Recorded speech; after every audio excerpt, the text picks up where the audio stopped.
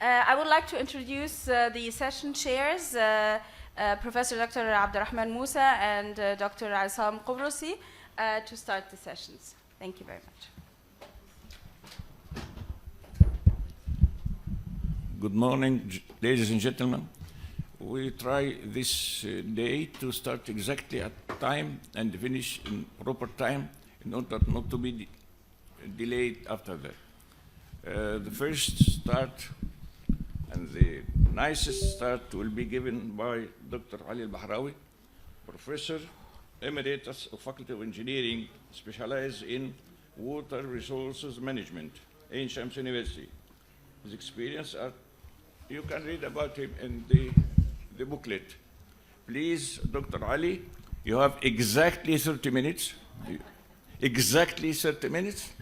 I am not going to knock on the table, so please go ahead. But they haven't shown my presentation yet on the screen. Can you subtract these seconds from my 30 minutes? Okay. Last 5, last 10. No, nothing, please. But I Even cannot no see jokes. anything here. ما فيش حاجة هنا طالعة.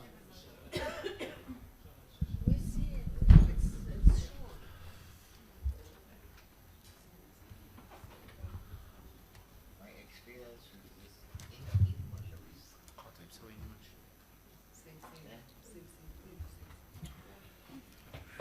Who's going to fill the first Zafra? Fix your presentation.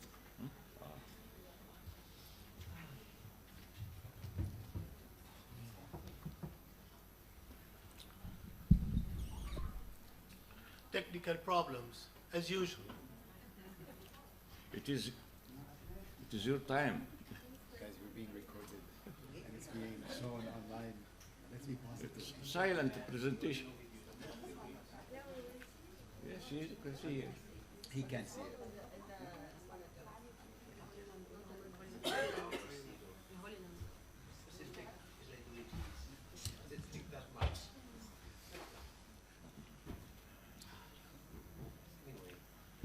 It is what it is. Dr. El-Bahrawy is going to give a lecture about his experience with distant learning, but he didn't say how distant. 100 meters. As distant Yes, as yeah. you can see. Anyway, I will start talking before the presentation to make use of my You time. can see that. Do that, yeah. But I have to manage my slides. I do things with my slides. The mouse is here, and the screen is here. Okay. Yeah, okay. The contents.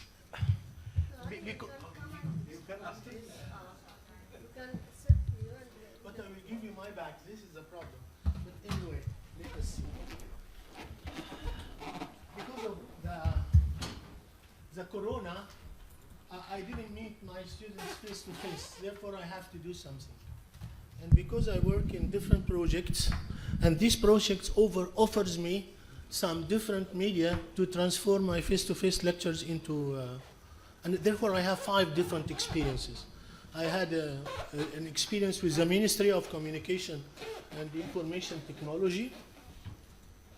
And in this team, I developed 2 modules according to the European funded project called eProfEng.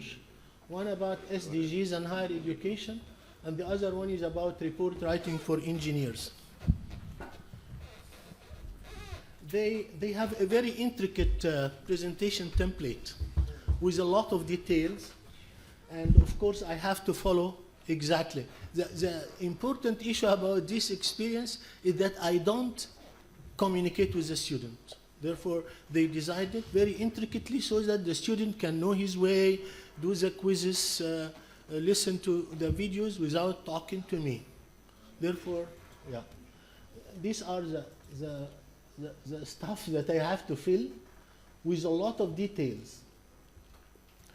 And they have a checklist, and they have an army of reviewers. And these reviewers are much younger colleagues that have little knowing about my subject matter.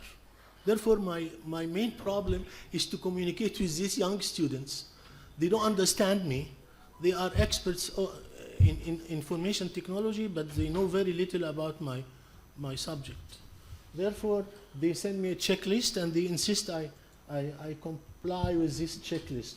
Therefore, I go with this checklist, and after they had a checklist, they updated the checklist. They found that they did something wrong and they have to fix it. And then these are a sample of the comments they send me. They review and they send me, you missed that, you should have responded to this. And I was patient at the beginning until they gave me with very unacceptable comments on my work. Like one of the young colleagues, about 30 years younger than myself, said, what you have written in the 3 chapters can be summarized in 1 chapter because the subjects are common. I said, no, you don't have the authority to talk to me like that. Therefore, I talked to her boss. I think they fired her or something. And then they kept me more comments also. I kept working. And these are the steps. I submit the PPT course in the template they give me. I discuss the contents of slides, and I respond to comments by the production team. The production team animates my slides. This is another problem. Why? Because the software they are using has limitations. I want my material to be animated a certain way, but the way they do it does not allow me to have what I have in mind. And sometimes they said to me, we want to animate your material this way, and I don't like the way. Therefore, there was a lot of discussions with these young people. But anyway, these are my reflections. It's a very lengthy procedure. It's a very long, unnecessary discussion on material. And not everything they needed can be provided, and not everything I want can be implemented. And again, at the beginning, there is no interaction between me and the students, and this was the main idea. It's a distant learning in their sense, that they don't see the instructor, but they keep working on this. And the thing is, after we finish these courses, they put it on a website, and this website, not everybody can access it. The whole idea is to make people registered in the syndicate of engineers access the sites for long life learning, and then they have to see everything. And these are the team of young people that they're working with me, and they put masks, and this is my office. They like to install the green background so that I can. Therefore here, I will give you two videos. This is without preparation. They just brought the camera, and they put the green background, and then they put this beautiful stuff after there, and then I will make you listen to my 2 courses here. It's an introduction or a trailer of my lecture. This is an introduction to my course on Sustainable Development Goals. The course contains 5 chapters. Chapter 1 talks about Introduction to Sustainable Development Goals and shows how the World Bank classifies the countries in the world according to their geographical location and their economic situation. The second chapter goes one by one through the 17 development goals from goal number 1 to goal number 17 with descriptions and facts and figures about each one. The third chapter talks about targets and indicators for each goal, going through how the targets are articulated and how the indicators are stated to measure the progress in each country in the world. Chapter 4 is an interesting chapter, especially for engineers, because it shows how infographics are used to describe the details and the actual situation of the SDGs in different parts of the world. The 5th chapter and the last one connects the trainers with SDGs, where they know how their work is connected to the SDGs that were explained in the previous chapters. My name is Dr. Ali El-Bahrawy. I am professor at the Faculty of Engineering in Shams University. I'm interested in the Sustainable Development Goals. My name is Dr. El-Bahrawy. I'm professor at the Faculty of Engineering in Shams University. The course has 5 chapters. The first is an introduction to my course on Sustainable Development Goals. The course contains you write an engineering text. It goes through a lot of examples that shows the writer what to take care of in writing academic and engineering texts. Chapter 2 talks about a subject called structure and appearance of technical text. We give attention not only to the logical progress of the information in the text, but also about the eye-pleasing qualities of the technical text.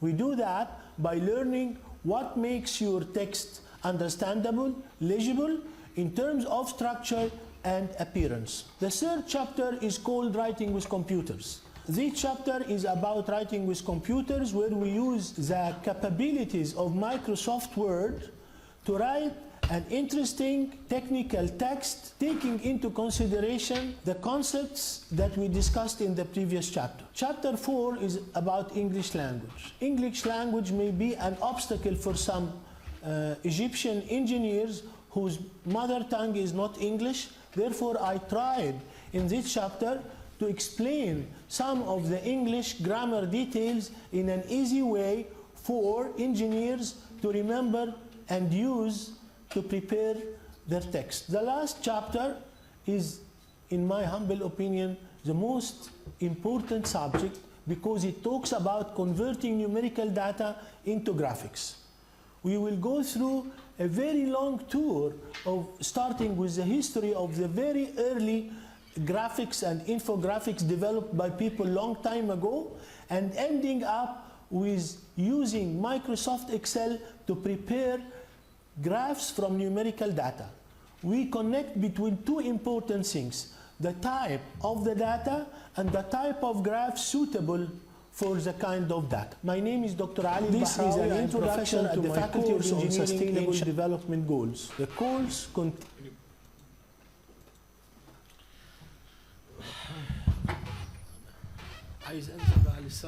This is an okay. Now this is how the website of the project looks like, where you can enter, and yeah. There I'm going to talk about a completely different experience. It's a company, private company called Tatweer, and this Tatweer company will handle a different course about hydraulics of networks. And here I am the only, they used me as a pilot project. They recorded myself, and they transferred my recording into script. They reviewed and edited the script. They prepared a storyboard for shooting, and they discussed with me animation of each slide. And then they invited me to a studio where they shoot me and I read from a moving screen.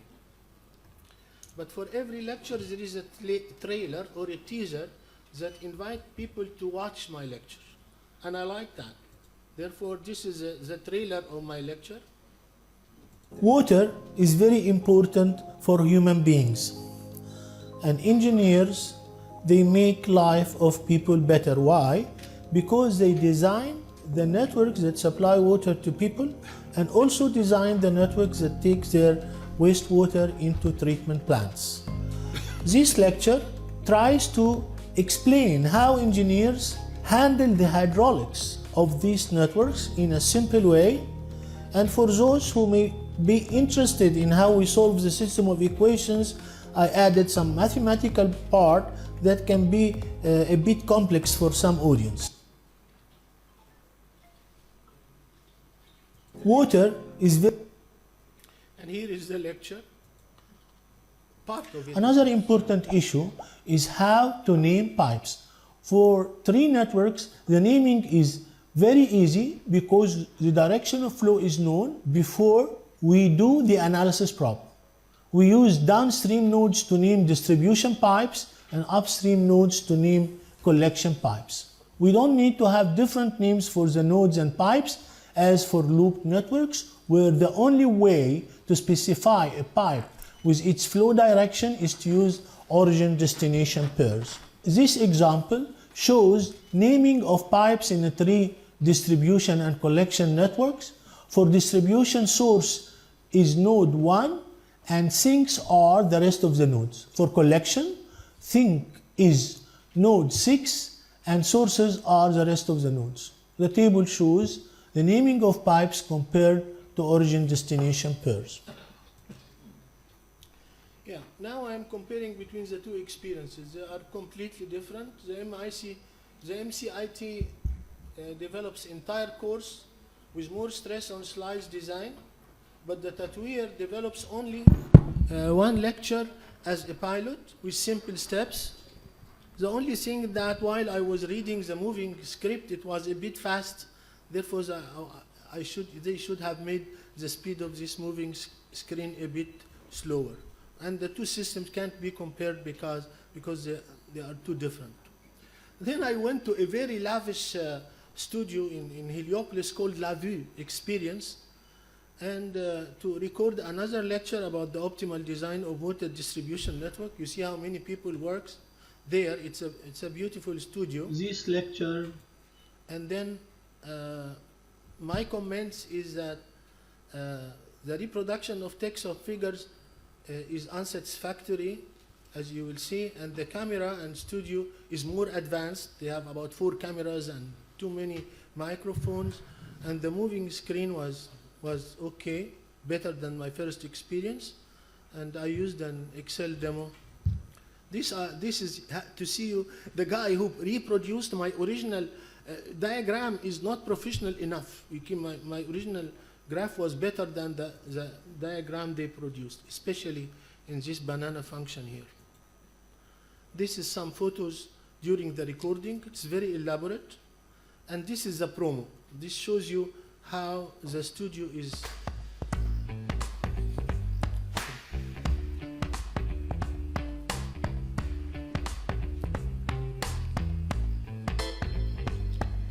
Too many people.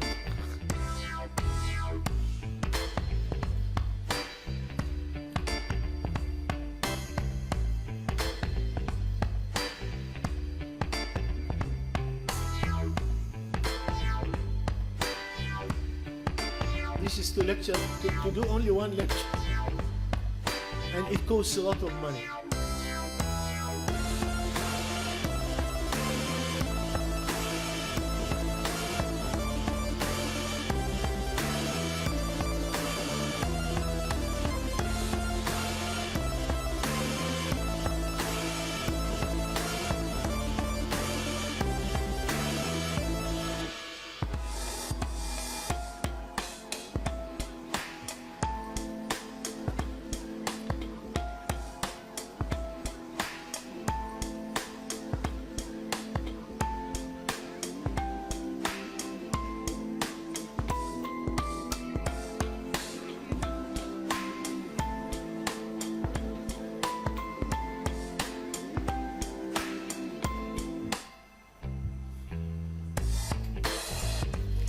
Water, yes. Anyway, I will. Now this is part of the lecture after they recorded me. You will watch part of it.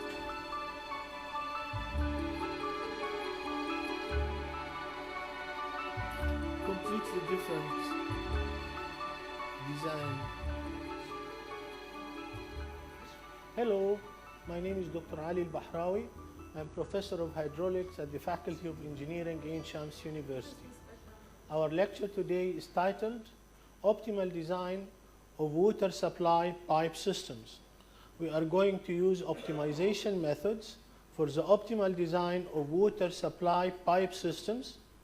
But before doing that, it's important to understand the basic hydraulic and economic concepts. We are going to give several examples to demonstrate the use of optimization methods. For most calculations, except for the last examples, we are going to use spreadsheets for calculations. Anyway, now, after that, the Faculty of Engineering, they had a project with the Chinese people, and they said, we are going to make a smart classroom for you. spend a lot of time. And what's beautiful about this smart classroom, it's on my faculty. Therefore, I just take the elevator and go there. But the Chinese people are very strange. They didn't tell the Egyptian experts how they fix things. If something goes wrong, the whole thing stops and we wait for the Chinese to come to fix things. And also they haven't trained people to use the facilities of the classroom. Therefore, it is suitable for a large number of students. And yeah, I recorded 3 lectures. One is about the types of questions I use for large number of students and the software I use to make the MCQ. And also I have a very interesting presentation about the design of examination paper, because I have a theory in my mind that sometimes students go to the exam and they fail, not because they didn't study, but because the teacher couldn't write the questions properly. He wrote something they didn't understand. Therefore, I put about 20 advice for instructors and teachers when they design their examination paper. This is the first one in the series. You see different Hello, this is background. Dr. Al-Bahrawy, Professor Emeritus at the Irrigation and Hydraulics Department at the Faculty of Engineering, Ain Shams University. Our lecture today is about types of questions used for large number of students, especially at the beginning years of the faculty. The contents of the lecture will include definition and examples of MCQ, and then questions of the type true, false, and matching questions. Then we are going to have a look at the bubble sheet used the faculty here, and then I will discuss my own type of question that I am suggesting is called the matrix question. Hello. Hello, This this is the is Dr. second Ali lecture. Bahrawi, Professor at the Faculty of Notice that Engineering, every Ain time Shams I change my University. quotes, because This is my second Different lecture in from- a series of 3 lectures about the design of examination paper. My first lecture was about the types of question, and my lecture today is about my experience with the software used to compile examination questions called Schoolhouse Test. this is the third lecture about the design of examination Hello, paper. this is Dr. Ali Bahrawi again. Again. This is my third lecture in a series of 3 How many lectures you have? about the Too design many of actually. examination This is just paper. a sample.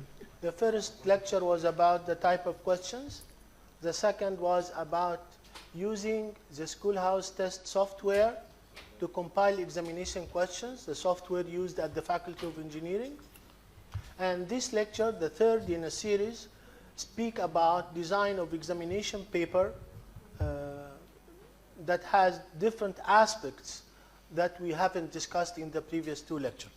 Oh, the purpose of these things to show you the different environments that I used, my different experiences with different people. Yeah, they have different experience. The setup is different. The way they think is different. For this classroom, smart classroom in our Faculty of Engineering, it's available on campus. There is full capabilities of the room is not used because the Chinese people, they didn't explain everything, or the faculty did not provide somebody to understand the details from the Chinese people. There is no full-time staff. I had to use one of my TAs to make the recording. The quality of the screen has to be improved. I work at the Faculty of Education, and every time I do one like that, I go to Dr. Zainab or Dr. Mohsen Farad. Those are my friends, and I ask them to watch my videos and give me feedback. I get a lot of very good feedback from my colleagues at the Faculty of Education. Then the last thing is my YouTube. Because of because of the pandemic and because of the COVID-19, I compiled a lot of recorded lectures because I was giving everything distantly. Therefore, I compiled my lectures and I put them in a YouTube channel. This YouTube channel now has 160 lectures. The last one you may be interested in is a lecture about the relation between music and climate change. You will love it. In Arabic or English? Everything in English because I give my English class, but I can make an Arabic lecture just for you. Yes, he said you left with 5 minutes. You know how punctual is it? Yeah. Now you go, and I clustered them and to facilitate search because there are too many, and they discuss a lot of things. My concluding remarks: we reviewed my experience to produce different e-modules by several service providers.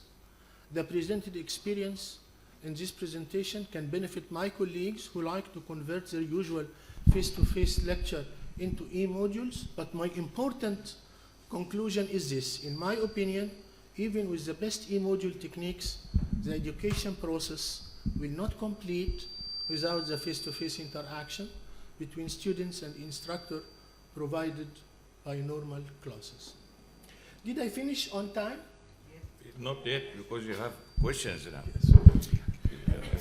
Thank you for this nice short lecture.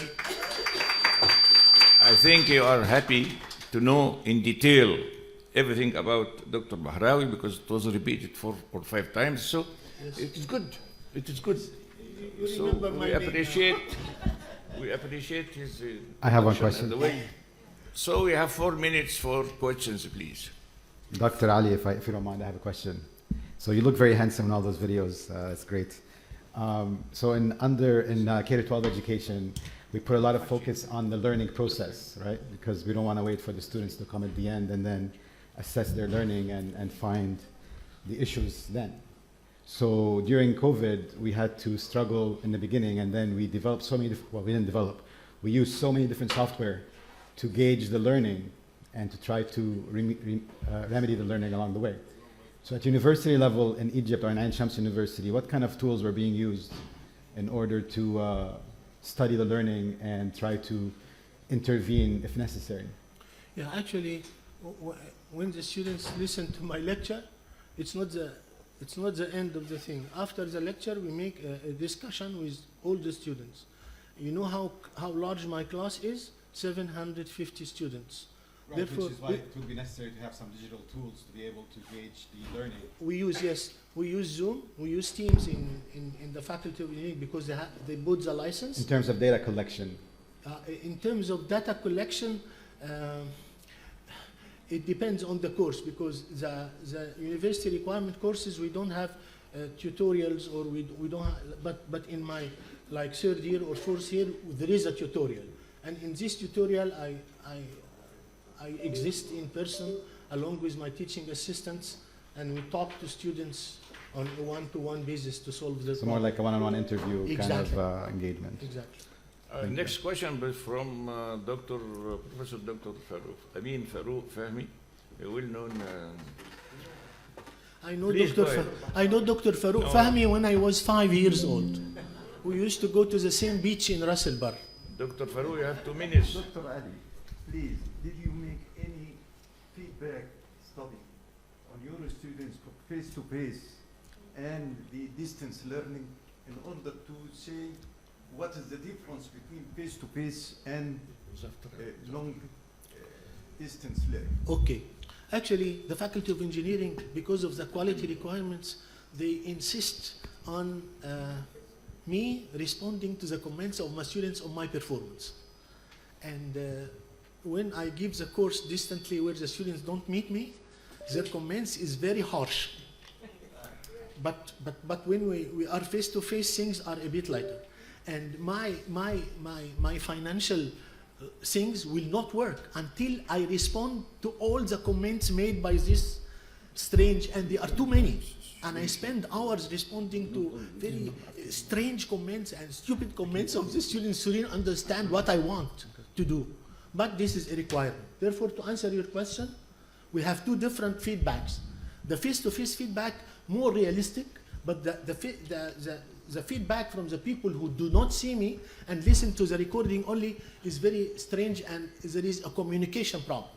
Even though I meet them in class, but it looks like they transform when they write the evaluation form. They became different people, and they write strange Do things. you know the reasons for that? I meet them in person, actually. Is that the problem of the distance learning itself? Yes. Or the problem is that you will speak fast? Or No. the problem is that, No. No. what is the problem? Yes. Really? The problem is, I'm not facing them face to face. Because you see, even in the recordings, they can stop me. They can, Professor, you are speaking too fast. Or repeat this thing, I will repeat. But the problem is, we lose the human touch. I don't look them in the face. I don't look at their work. There is a really called distant learning. It is really distant. Yes. The content, the contact is very important. Yeah.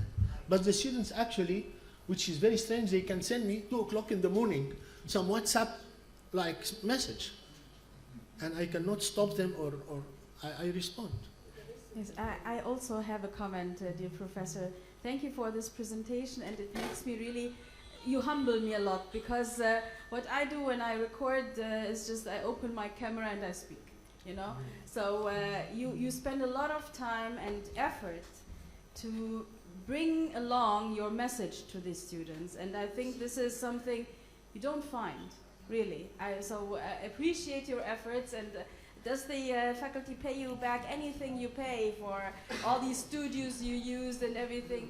They use me as a pilot project, but I want to tell you that the 18 minutes of my recording cost 30,000 Egyptian pounds, because they count by second.